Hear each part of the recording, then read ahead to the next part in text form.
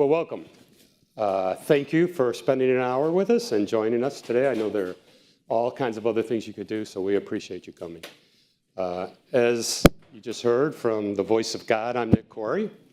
I tell you one sentence about myself. I'm a happy retiree. I spent over 30 years now in the intersection between finance and public policy, working for both the private sector and the public sector.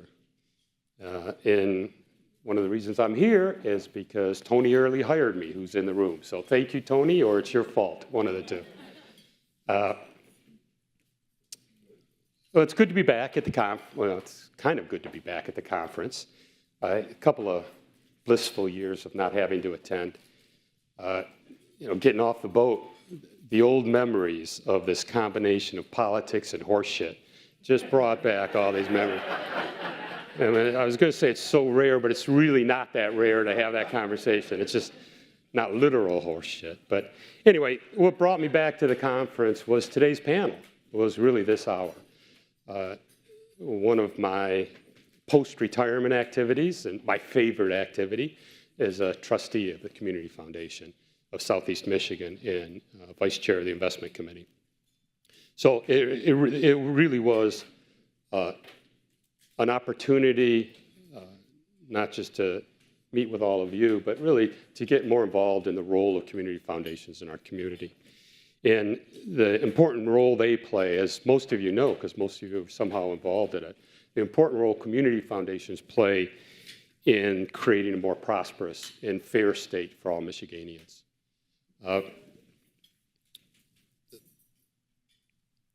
As you know, even if you don't know, I'm going to tell you, there are over 60 community foundations in the state, covering every county, with billions of dollars of assets and thousands of donors.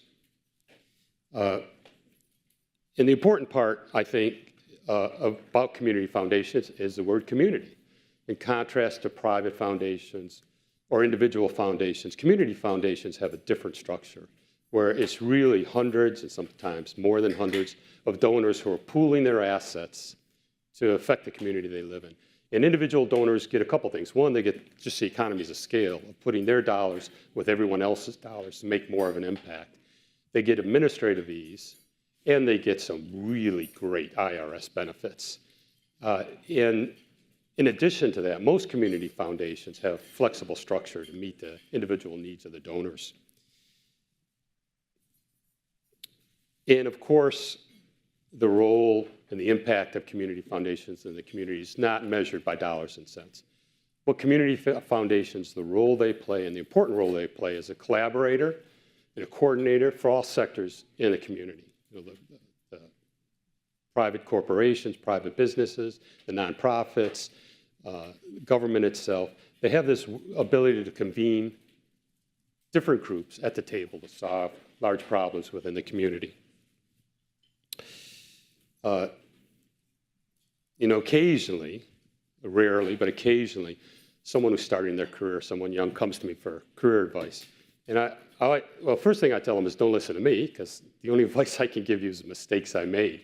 But after that, I always tell them to look to the nonprofit foundation world. With the near paralysis in government we have these days, really it's the foundation and nonprofit world that's on the leading edge of creating solutions, implementing solutions that's so important for our community. So that's enough about me. You didn't come to hear me, you came to hear our panelists. So why don't you both come up, I guess, and then I'll introduce you. Although,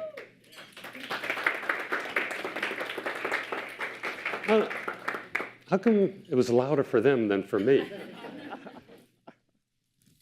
Thanks, Dave.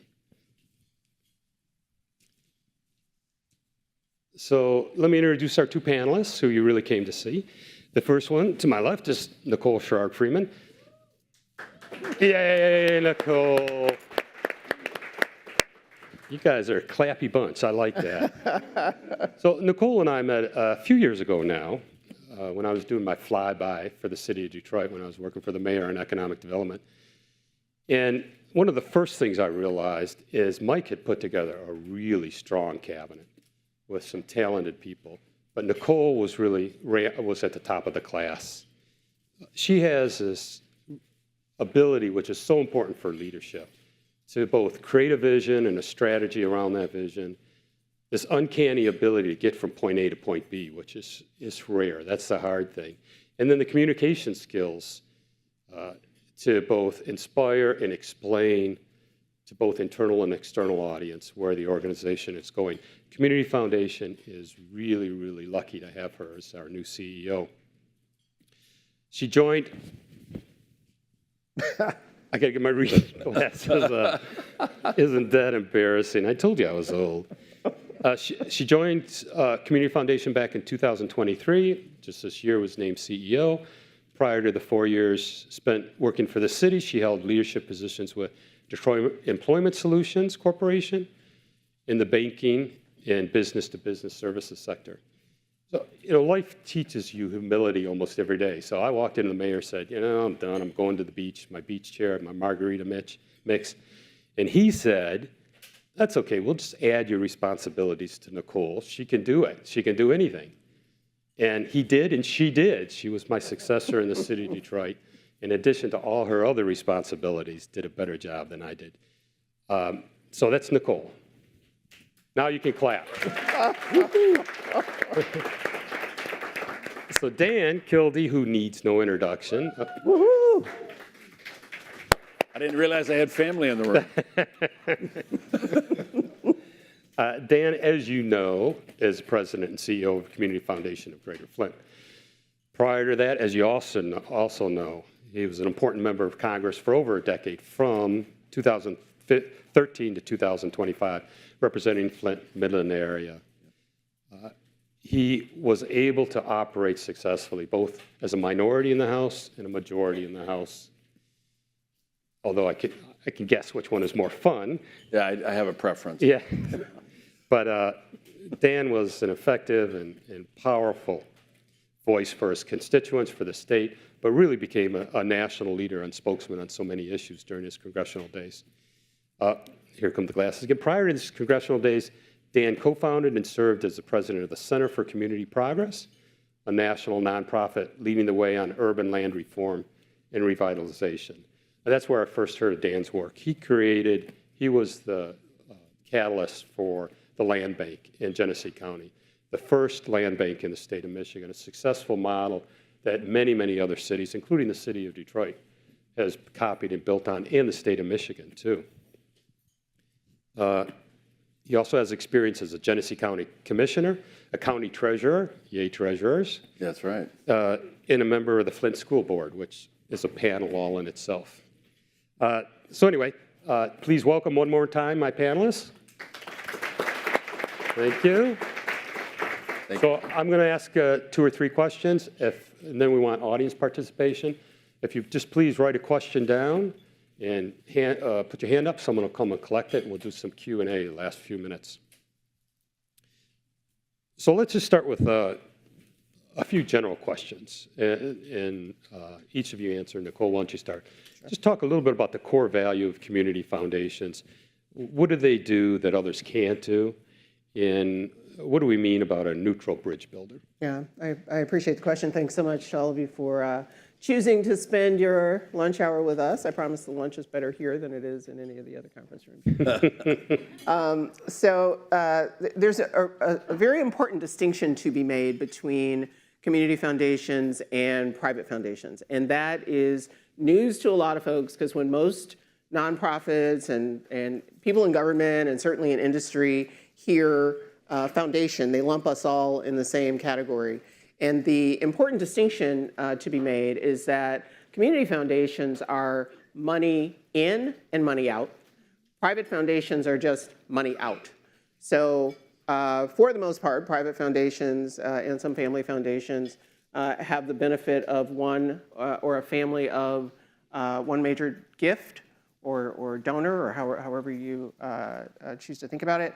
And that gift gets invested, and the payout from that gift, you give it out over time, or maybe you spend it down, or lots of ways you could set up a private foundation, but there's no more money coming in to a private foundation. The money they have is the money they have, and that's the money they're spending. Community foundations, on the other hand, are money in, money out, and the money in comes from donors and philanthropic partners, private philanthropy, family philanthropy, who want to use community foundations as intermediaries or ways to understand the environment or market that they are working in better, and want to align their private gifts with other gifts. So it's nuance, because for a grantee, it's a grant, right? Like they don't care, you don't care if it's coming from a private foundation or a community foundation. But community foundations really are one of Michigan's and one of the nation's best kept secrets. So as Nick said earlier, there are just around 60 community foundations in the state of Michigan. There is a community foundation representing every county in our state. Community Foundation for Southeast Michigan, we represent 7 counties, so Wayne, Oakland, Macomb, Washtenaw, St. Clair, and Livingston counties. We give roughly 125, somewhere between 125, 135 million out in grants every year across somewhere between 4,000 and 5,000 grants. So some are tiny grants to, a group that wants to start a girls hockey team in Corktown, and some are, in the hundreds of thousands or even millions over years. There are about 840 community foundations across the United States. We have the privilege of being one of the larger community foundations, and all that means is we get to do more in support of the footprint that we are responsible for. We're 41 years old this year. We are $1.3 billion in assets under management and have given away $1.4 billion since our inception across just over 90,000 grants. So we are super proud of our impact. Good. Dan, you want to?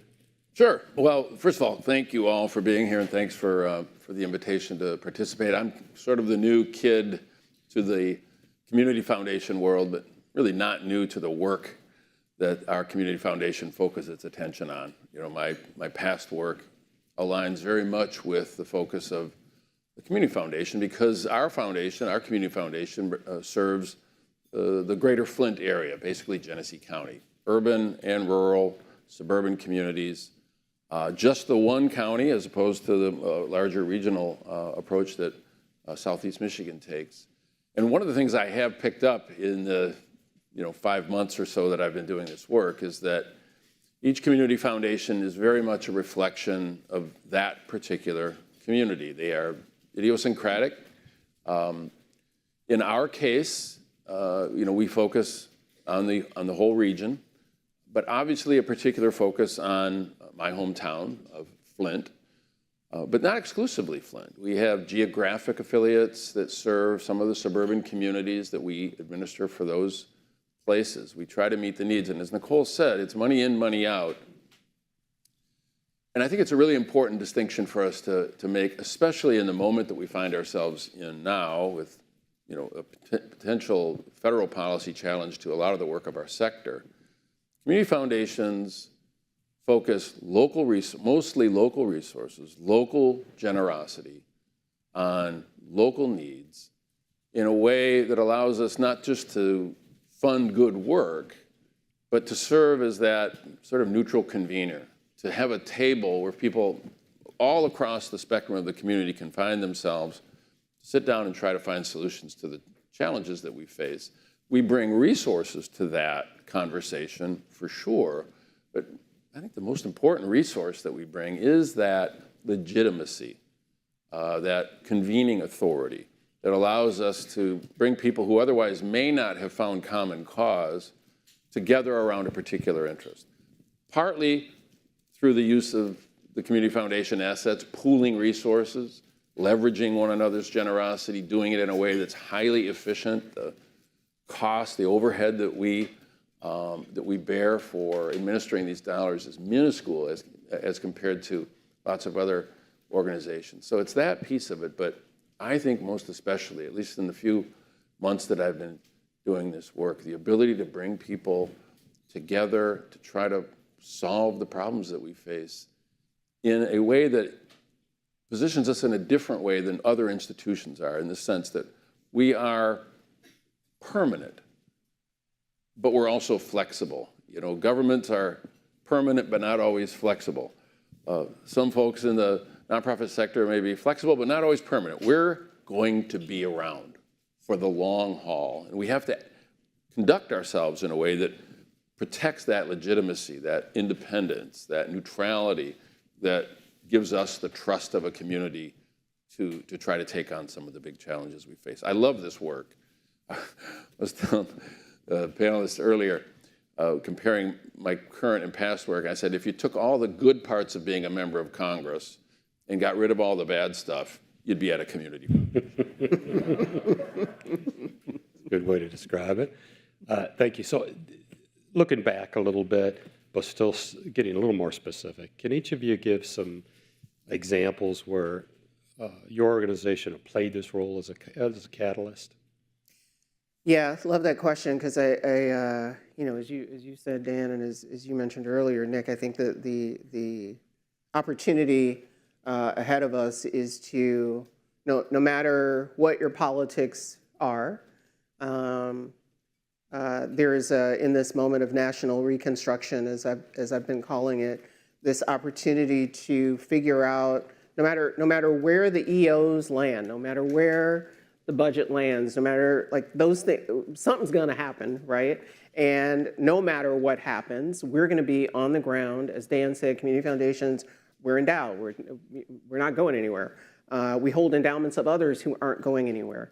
And our challenge really is to figure out, as you're suggesting, Nick, the way through. How do we, you know, we listen to the noise in that there is data in the noise, there are insights in the noise, there are truths in the noise. You can't get lost in the noise, but you got to be listening in a way that leads you to where are there opportunities to get people in the same room, figure out what our shared challenges are, where do we care about something together, and then start to disaggregate it and build solutions. So a couple of examples of that, and let me be clear, I take no credit for any of this. I've been at the Community Foundation for just under 2 years. I've been in this seat like You've been Dan. around forever. Like Dan, I've been in this seat for 5 months. And so there are members of my team here at Community Foundation, Randy, Sarah, Matt, raise your hands. Kaniqua, Leslie, like, raise your hands. Like, these are the folks who are on the ground doing the work. I think that probably the most prominent example, at least in our corner of the world, is the role that the Community Foundation played in the Grand Bargain. Miriam Nolan was our CEO, our founding CEO, was CEO at the time. And because of relationships that, quite frankly, Miriam had built over decades, right? Like, Miriam was just, I don't know, masterful at building bridges before she needed them, right? So the way you want to treat any relationship, relationships with your funders, relationships with your grantees, relationships generally, you want to build bridges before you need them. And because of the relationship she had across private philanthropy and with other community foundations, you know, Miriam was instrumental in pulling together the group when she heard there's something bad might be happening, and wanted to figure out what role might philanthropy play in finding the solution that then became the Grand Bargain. And because she had a good relationship with Judge Rosen and so many others, including the Ford Foundation, and I won't start naming others because I'll surely miss somebody, she was instrumental in setting the table, and we are still the home for Foundation for Detroit's Future, so, which is the fund that holds the contributions to the Grand Bargain that we make that we write as a check of the sum total of a lot of different foundations who write a check to the city of Detroit every year through 2032 or 2034, 2032, 2034. yeah, I don't want to say the wrong and then like end up in Cranes saying Nicole just extended the grand bargain by 2 years. So whatever the document says. But it's just a great example of getting people to the table around an issue that affected everybody. Our role in public spaces is another place where, you know, Miriam bringing folks to the table for the grand bargain was in no small part due to the relationships she'd built around our work in public spaces. Joe Louis Greenway, DeQuinder Cut, I mean, all those things, you know, the Community Foundation played a central role in getting, you know, finding a way to help municipalities take advantage of public resources and building the infrastructure, literally and figuratively, so that municipalities could lean in and take advantage of resources that would then lead to, you know, parks and waterways and all kinds of greenways and green spaces that make our community what it is. Good. Thank you. Well, I think I'll give you a couple of examples. And in each of these cases, it's sort of a combination of a community foundation's convening authority and the careful stewardship of important financial resources. The first, we have in Flint now, the first new state park in Michigan that has been developed in 40 years. Flint, Genesee County did not have a state park. What we had, sadly, was a scar on our landscape. It was the riverfront of Flint from downtown through the western side of the city, a big chunk of which was a big industrial facility. We called it Chevy in the Hole. Anybody who's a Flintstone knows what I'm talking about. We call ourselves Flintstones, by the way. That's now this beautiful state park. How did that happen? It was a collaboration. Federal money that came to the state of Michigan during COVID, the state itself putting some resources together, and then importantly, the Charles Stewart Mott Foundation, our neighbor right across the street from the Community Foundation. Not an accident, Neil. Put together a $41 million endowment. The development of the state park was one piece. We now carry the dollars that will guarantee in perpetuity the protection of that beautiful landscape. And if you come to Flint, I really suggest you go to what was once Chevy in the Hole and see something that is not just a quality of life issue for us. It's space that the community can use that's just lovely. But it also sends a really important message to the people of Flint at a time when the people of Flint really needed to hear that message. And that is, you can have beautiful space. You can have nice things, that you're valued, and the foundational world, each level of government has made a contribution to do something that is really a gift to the people now and to the future of our community. So I'm really proud that we played that convening role. We hold those dollars, and we'll carefully take care of that landscape so that generations from now, they will have this beautiful space. I mean, that's one of the things the Community Foundation can do, affect the quality of life, not just for now, but to make the kind of investments that really are for good, for everyone, forever. That's one good example. Another one, which is quite personal to me, is the community safety collaborative work that we do. In response to increased violence, we pull together stakeholders from across the spectrum, put together resources that allow us to fund on-the-ground work to get in at the most critical point to interrupt that cycle of violence when it occurs, to try to stop the contagious nature of violent behavior. I say it's personal to me. Some of you know this. About a year ago, my own younger brother was shot and killed. And I know in a way that I never wanted to know exactly how life-changing and traumatic that is. And I carry that experience to this work because I sure don't want anybody else to go through what my family is still going through right now. None of us are exempt from this, I guess is the best way for me to put it. None of us are free of that potentially affecting us. And the fact that we are able to pull the community together to deal with that issue is, I think, a really important statement of what we can do. Lastly, but certainly not least, we're really fortunate in Flint to have some amazing people. One of them is Dr. Mona Hanna. Some of you may have seen her around.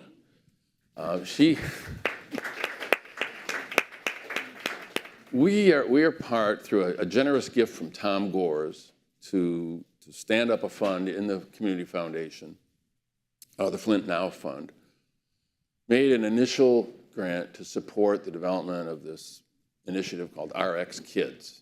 You may have seen a demonstration of that. It's just a fantastic investment in the babies of my community that has incredible long-term impact. Community Foundation played a role, not the principal role, but a role to make sure that this initiative is going to be around for a good long while, hopefully forever. What does it do? An initial prenatal payment of $1,500 to that mom, $500 a month for the first year of that child's life. That investment is making a difference. The data is just now beginning to come in, but better birth weights, better outcomes, less hospitalizations. Healthier kids have a better trajectory. You give them a better starting point. The angle of their trajectory in life is going to be so much better. One of the interesting anecdotes, Dr. Mona just told me this a couple of days ago. And this is just kind of an interesting anecdote because I'm very much focused right now on increased civic leadership and civic engagement. The moms that are receiving the direct support from RX Kids are getting lots of benefits, but guess what else? They have a higher voter participation rate than any other cohort that we have measured compared to their counterparts. Those moms whose kids are getting that help are being told that their community, the institutions that they feel may have failed them, see them.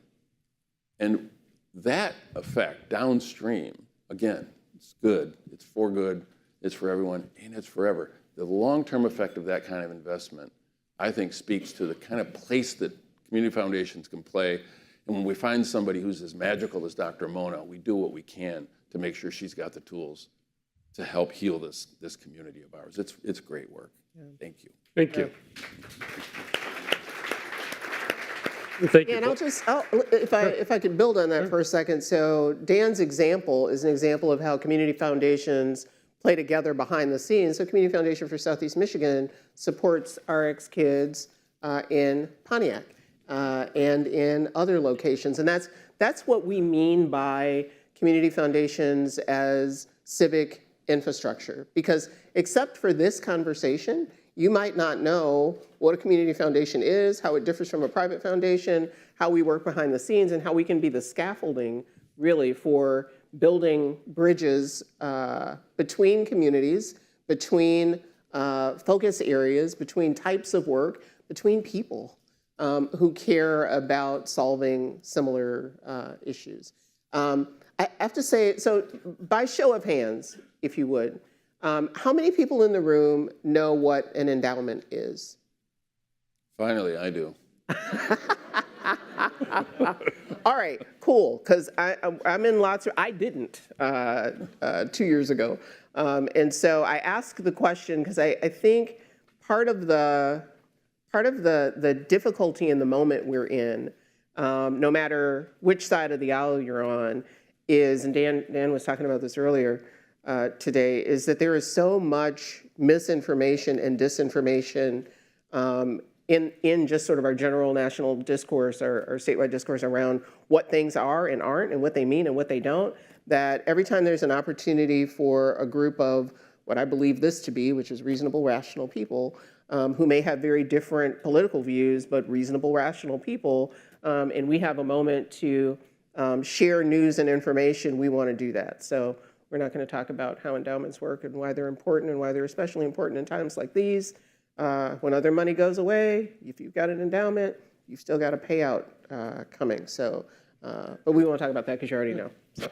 Unless you want to set one up at the Community Foundation of Greater Flint. There's cards you can fill out on the way out. Right. Well, thank you. And, we can follow up on those topics through the Q&A or afterwards. I'm going to shift focus a little bit and talk about some of the challenging times we're all facing now. And I want to drill down on one specific topic, which is DEI. I can't remember a time when a policy and a goal so quickly turned into a hammer to bludgeon the other side with, without really agreeing on defining what we're arguing about.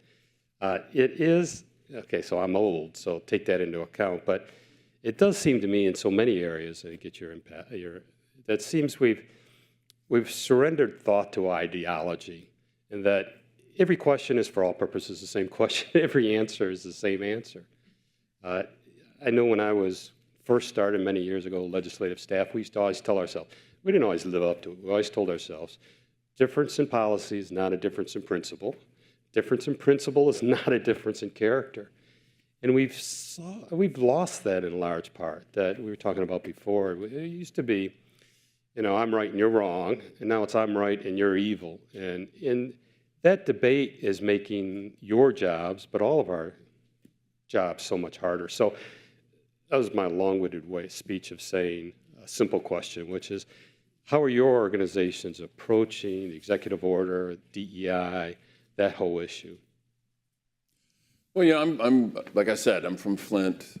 My community, as many of you know, has come through a lot of struggles. And so the way I approach this, and this is where I think community foundations all are different and are a reflection of their own communities. For my community foundation and the community that we represent, I see this current, whatever you want to call it, it's really an attack on these principles, is being a pretty fundamental challenge to the work we do. We're in the equity business. That's what we do. That's who we are.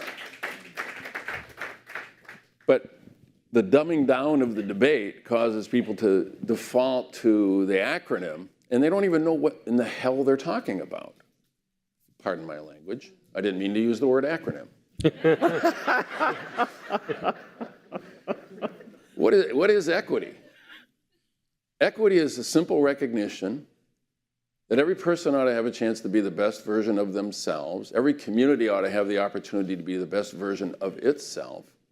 But not everybody starts in the same place. And so what do? We try to right that wrong. We try to correct for that with thoughtful intervention, like RX Kids, for example. It gives a baby a chance to be a great adult, or gives a community a chance to have nice things. I mean, our state park, let's face it, that's an initiative that's focused on equity. Our community didn't have something that most other folks did, and it's okay for us to pool our resources to make that happen. That's what equity is. So all this stuff that's going on out there causes me to conclude this. If there's a community and a community foundation that needs to not only defend these principles, the principle of equity, but lean in and fight hard, it's the one I represent because of the community that I work in. It's really necessary. And so I'm not shrinking from this battle whatsoever. I will say I'm extremely frustrated by the fact that it's the law and I follow it, of course, but as a former member of Congress, for the first year, there's something called a cooling off period where I can't directly advocate to my former colleagues. On day 366, they are going to get an earful from me, I'm telling you right now. But we're doing everything we can as an agent, as an organization, and as an agent of our community to fight this fight, because we have to preserve these principles. It's going to be much more difficult to put the pieces back together if we don't hold on to these core beliefs that are really a part of the essential social contract in this country that I think is really being challenged right now. Nicole?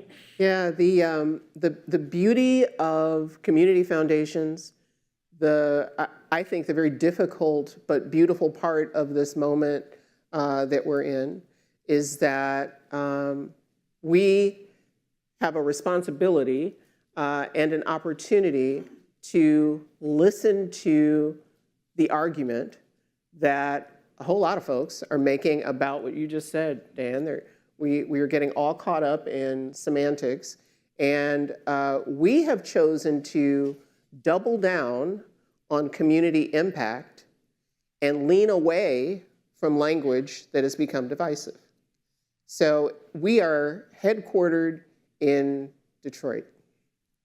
We have always been, and if my board holds true to its word, and as long as I'm in this seat, we will be headquartered in Detroit. So by virtue of where we are situated, and by virtue of funds that we hold, what our donors want to, many of our donors want to accomplish, endowments that we hold, our focus is on doing the work, having community impact, and just by virtue of where we are, that is going to mean doing the right thing for the people in the areas that we're responsible for. It also means being sensitive to the other side of the argument. And there are, the other side of the argument is we've left as a country, not we, CFSEM or even community foundations, but that we've left rural areas largely behind in all kinds of ways.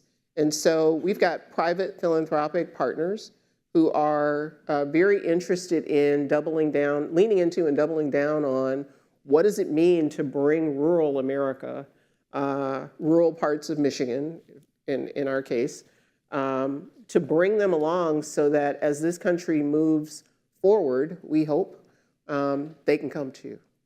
And so because we serve a 7-county footprint, it's important that we listen to the other side of it, and important that we be responsive to the other side of it. And that's not always a popular position. In fact, most times it's not a popular position to hold, but I feel very personally responsible for being sure that in the middle of all the hateful conversation, somewhere in there is somebody who's hurt. Mm-hmm.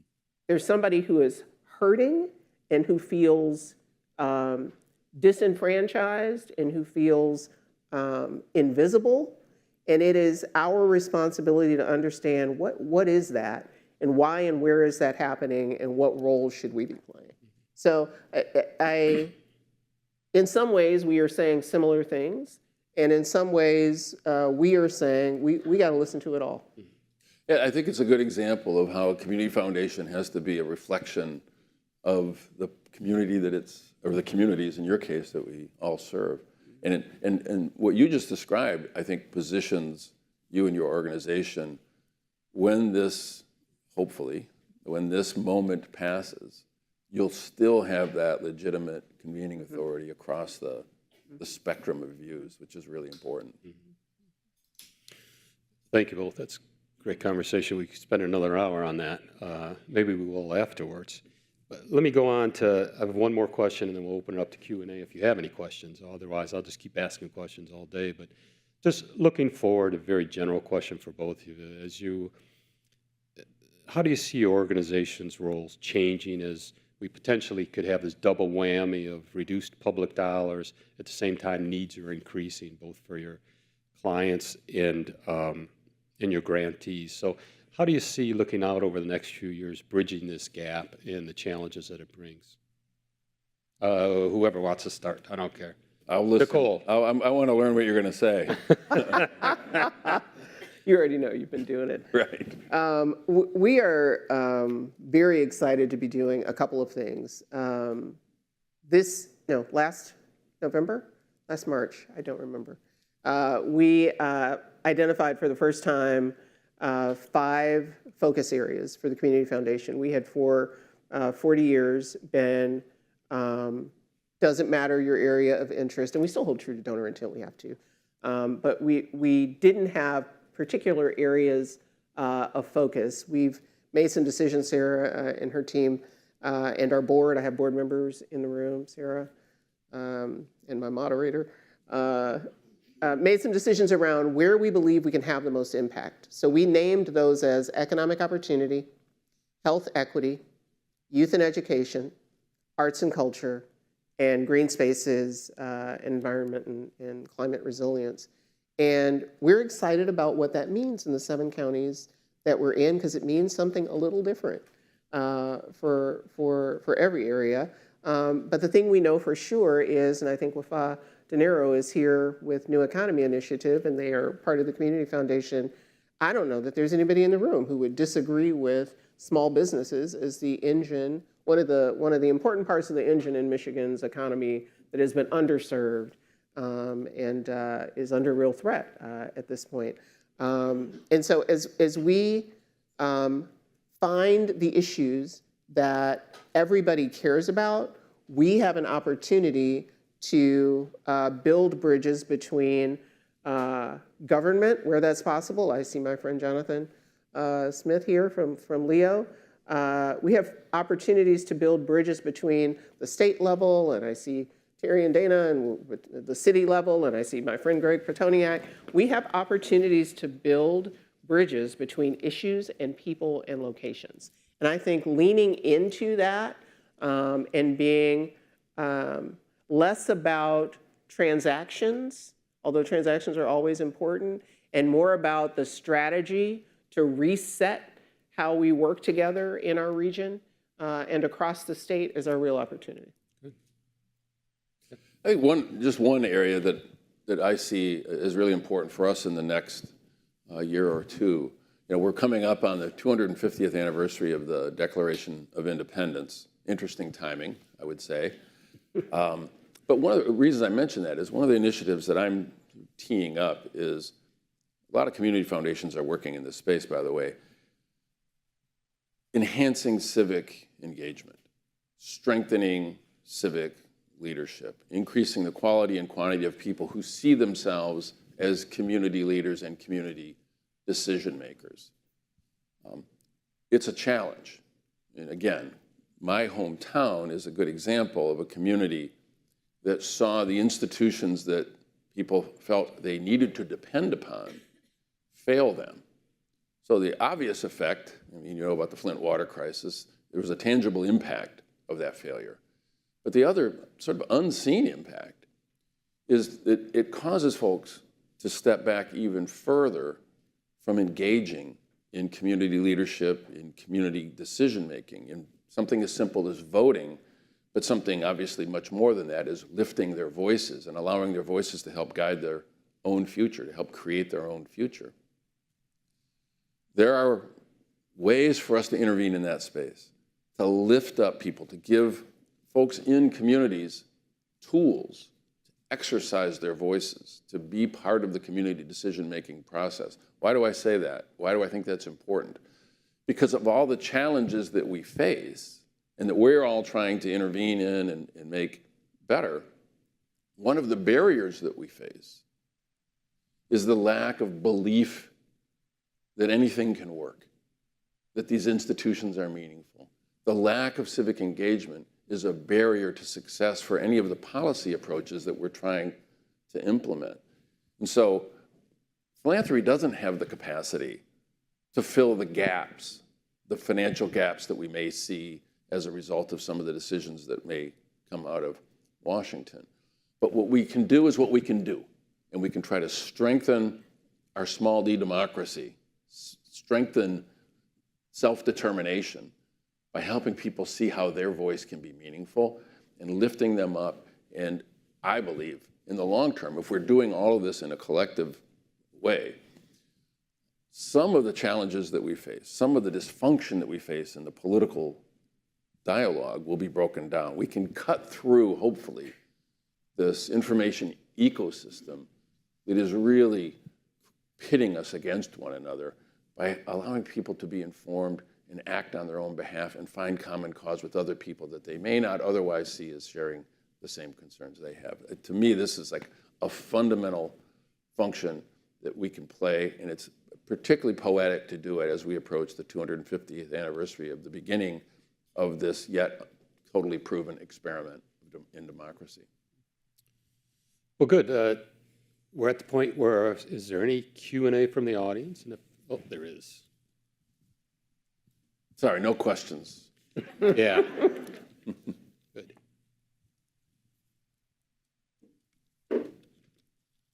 Oh, I think we have, but let's talk some more about the important role of community foundations in partnering with business and government.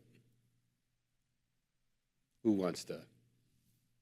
Nicole, Take it away. since you're a former government employee. Yeah, I'm going to answer that question with a call to action. So if you don't yet know the folks in City Hall in the area where you live, work, or play. Get to know the folks in City Hall. Meet the Luke Polsons of the world who help run economic development in the city of Detroit, and we'll soon be doing similar things across our border. Get to know the people who run government in your part of the world, and get to know your community foundation. Find your community foundation. There's a community foundation supporting the county of everybody who is in this room. It might be us. Get to know your community foundation. And just have a conversation about what's top of mind for you. Talk about, we want to know. City Hall wants to know. Community foundations want to know. We want to know what's top of mind for you. And I guarantee that if you sit down with Dan Kildee and have a conversation about the things that you are most concerned about and the places where you see opportunity, I guarantee you that Dan Kildee will help find partners, opportunities, relationships that will help solve for the things that are keeping you awake at night. I promise you the same about our team. I promise you the same about anybody you reach in City Hall, wherever you are. And if you find somebody in City Hall who doesn't help you do that, you've not found the right person yet, keep looking. I promise we are in a moment where we all want to solve problems together. Find your people. I mean, the partnership is there. I mean, we are a reflection of the needs of our community. We work with government in a couple of different ways. One, obviously, one of the roles of the nonprofit sector, and we're central to this, is relieving the burdens on government. I don't mean to be a broken record, but I think about our kids, the downstream effect is to decrease pressure for governmental services because we're unlocking the potential of these kids to do great things and to be contributors to our society in a way that's really magical. That's cool. That relieves the burdens of government. In terms of business, I mean, I look at my board.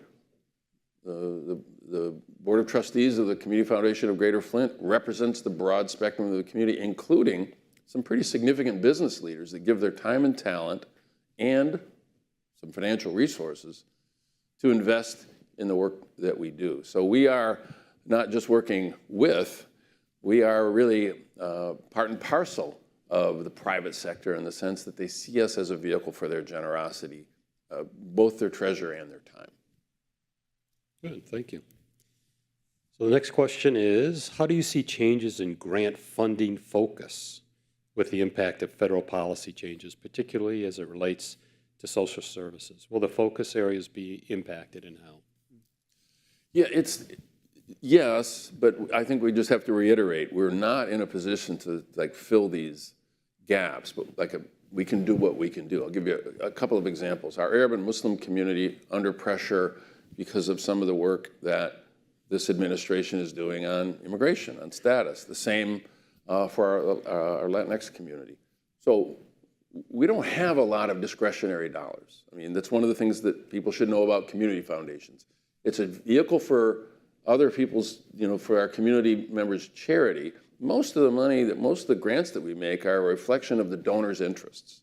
But where we do have some flexibility with our discretionary dollars, we're able to move quickly in a quite agile fashion. And I mentioned those two communities because we've been able to provide some quick intervention where there's been pressure on the organizations that support those communities to provide additional help.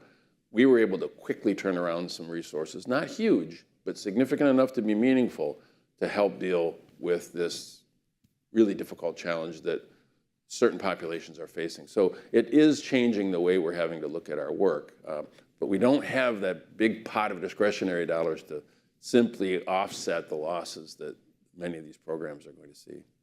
Yeah, our good friend Dave Egner, who is President and CEO of the Ralph C. Wilson Jr. Foundation, I think says this best, and I don't know if Kyle Caldwell from the Council Michigan Foundations is still in the room, he says this too. If you were to take all of the money in philanthropy everywhere, community, private, all of it, liquidate all the endowments, all of it, you could cover government spending for 79 days.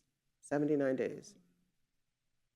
So people think there's a lot of money in philanthropy, and there is, but you add it all up and you think about government spend, to Dan's point, there's not enough money to close the gaps.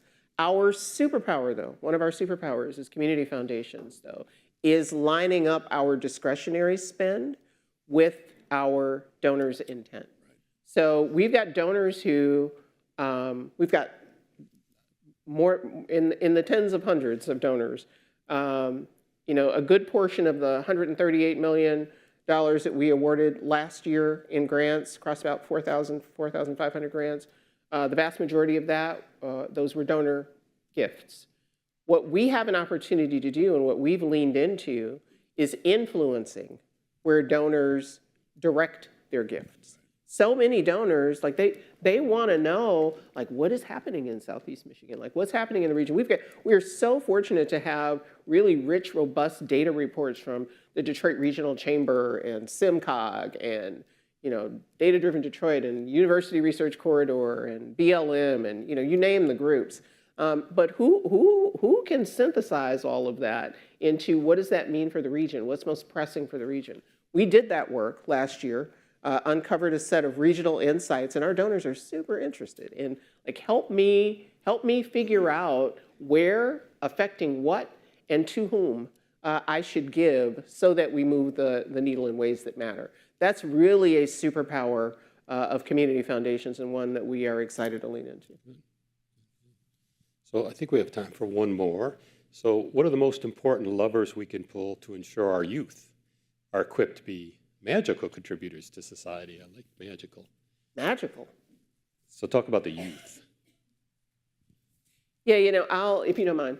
No, please do. Yeah. One of the things this conference reminds me of is how much I miss my corporate days. I grew up corporate. I had no intention of being anywhere near nonprofits or government, and didn't even know what a community foundation was. But what I miss is being in the halls of, doesn't matter the industry, doesn't matter the size of the corporation necessarily, except that it be on the larger side, because it is the one way you can be relatively sure that you're going to stay close to. So what are leading innovations, right? Like, what's happening in the world? How does business operate? Because at the end of the day, what we're really talking about is, if we want kids to have, if we want to prepare kids to have the kinds of opportunities, career choices that many in this room have had, then we've got to keep them connected to how is business operating? How are they adopting technology? How are they thinking about their own strategy? How, in so many ways, their strategies change faster as corporations than they can keep up with. Like a 5-year strategic plan, I don't even think it's a thing anymore.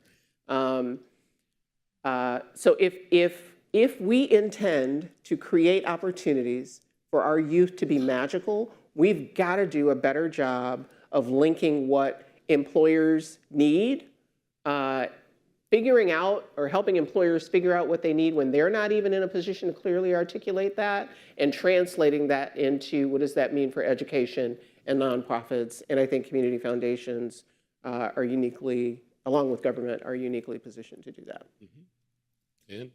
Ditto, for sure. One other piece, though, that I think is an important part of the way community foundations operate when it comes to youth, and I appreciate this because I was a very young public official. I got elected when I was 18 years old, so that's been, gosh, 20 years now.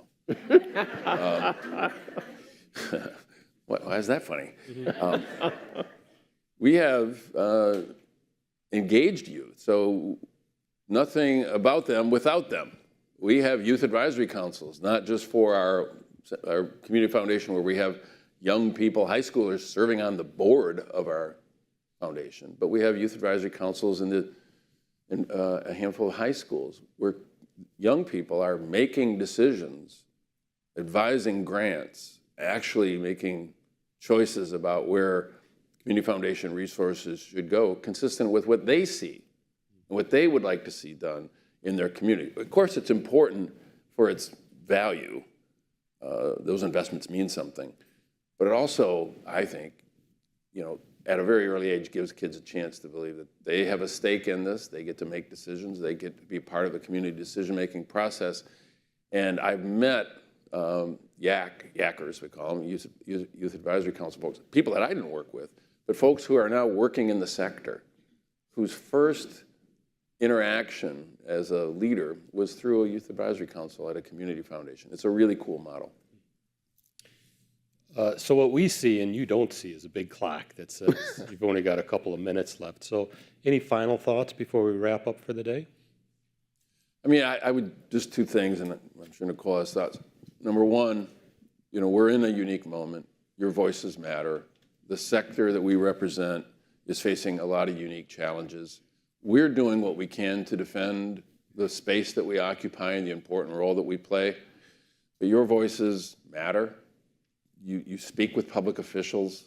If you learned anything about the good work we do in this conversation, realize that it's under threat and that your voices might be one of the ways to keep us, you know, at the wheel doing the work that we're doing, number one. And then secondly, I was being a little facetious about, you know, setting up a donor advised fund or a endowment.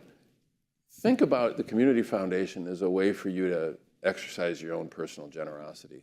It's a really efficient way to pool resources with neighbors.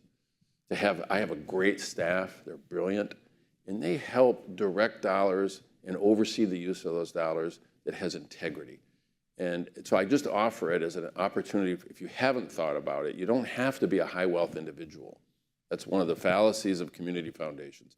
You don't have to be a high wealth individual to exercise your own personal generosity in a really efficient way that ensures that your money is going to be well cared for and spent right here at home. I would just add to Dan's observations and comments with this. Like, don't leave this room without meeting the Community Foundation team, Kaniqua and Leslie, and I think Jamie, and there are folks all over the room who are from the Community Foundation for Southeast Michigan, but will also, if Flint is the right community foundation for you, will get you to the right place. Like, meet your Community Foundation leaders and introduce yourself to somebody you don't know before you leave this room.